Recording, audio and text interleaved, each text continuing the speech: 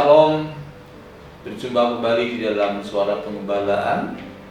Bapak Ibu yang dikasihi Tuhan, pada saat kita mengiring Tuhan dan pada saat kita dipilih menjadi anak-anaknya, itu semua karena anugerah Tuhan.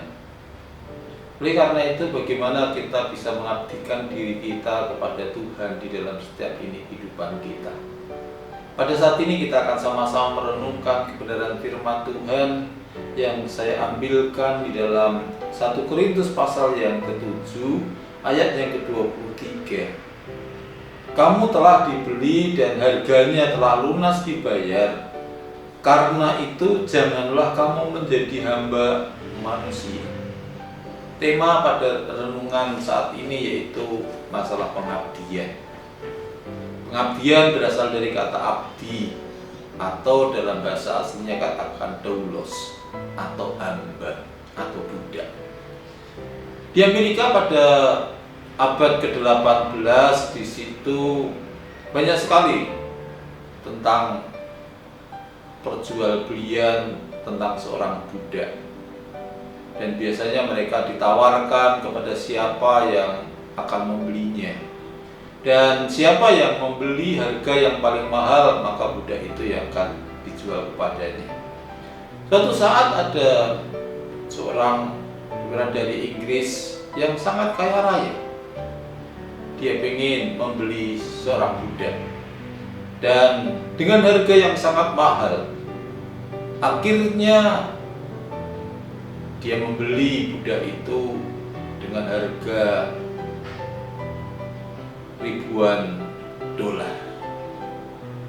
Dan setelah dia mendapatkan sertifikat dan dia mendapatkan budak itu, akhirnya sertifikat itu dikasihkan kepada budak yang telah dibelinya.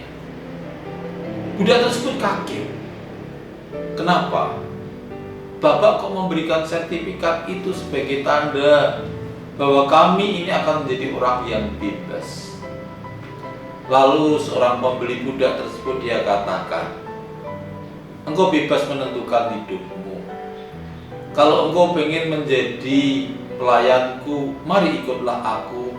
Bukan karena statusmu sebagai seorang budak, tetapi karena engkau memiliki kebebasan untuk memilih akan semuanya itu. Ini menjadi gambaran buat setiap kita sebagai orang-orang percaya. Kita semua telah dibebaskan, kita semua telah dibeli dengan harga yang lunas oleh Tuhan.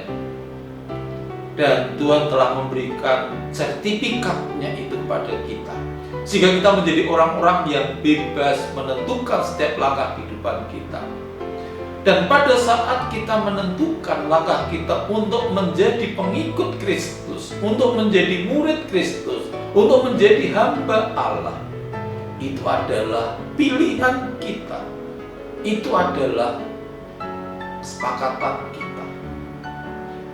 Oleh karena itu, bukan karena Tuhan yang memaksa setiap kita untuk melakukan akan hal itu, tetapi kita menjadi seorang hamba karena pilihan, karena kesadaran di dalam hati kita.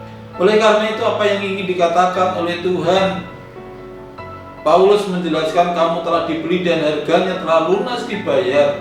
Karena itu janganlah kamu menjadi hamba manusia. Yang diinginkan oleh Rasul Paulus pada saat Tuhan sudah membeli dengan harga lunas di dalam kehidupan kita, Dia telah menebus segala dosa-dosa kita.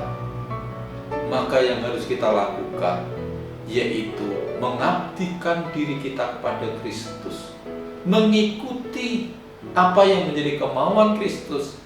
Bukan karena paksaan, bukan karena Dia membebaskan kita, tetapi karena kesadaran kita, karena dorongan di dalam hati kita untuk melakukan itu semua di dalam kehidupan kita.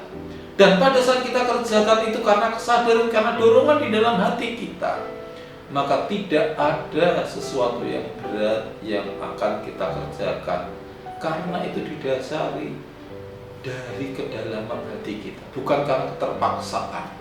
Karena status kita sebagai seorang budak, akhirnya kita harus mengikuti aturan-aturan ketentuan itu. Bukan itu yang Tuhan mau. Tetapi marilah kita melayani Kristus, marilah kita mengikut Kristus, mengiring Kristus, melakukan apa yang menjadi kemauan Kristus, bukan karena keterpaksaan, tapi karena kesadaran di dalam hidup kita. Sehingga apa yang kita kerjakan itulah yang akan menghasilkan damai sejahtera. Itu yang akan menghasilkan sukacita. Bahkan itu yang akan menghasilkan keberkenanan kita di hadapan Tuhan. Oleh karena itu mari kita layani Tuhan bukan karena keterpaksaan, tapi karena kita memahami Tuhan telah membebaskan kita. Tuhan telah menebus kita. Tuhan telah memerdekakan setiap kita.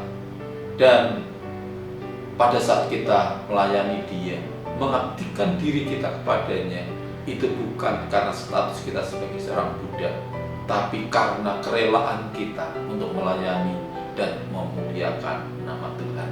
Oleh karena itu mari kita layani Tuhan dengan sepenuh hati kita, sehingga sukacita yang daripada Allah, kasih karunia yang daripada Allah itu akan senantiasa mengalir dan melimpah di dalam kehidupan kita. Tuhan Yesus memberkati kita semua. Amin.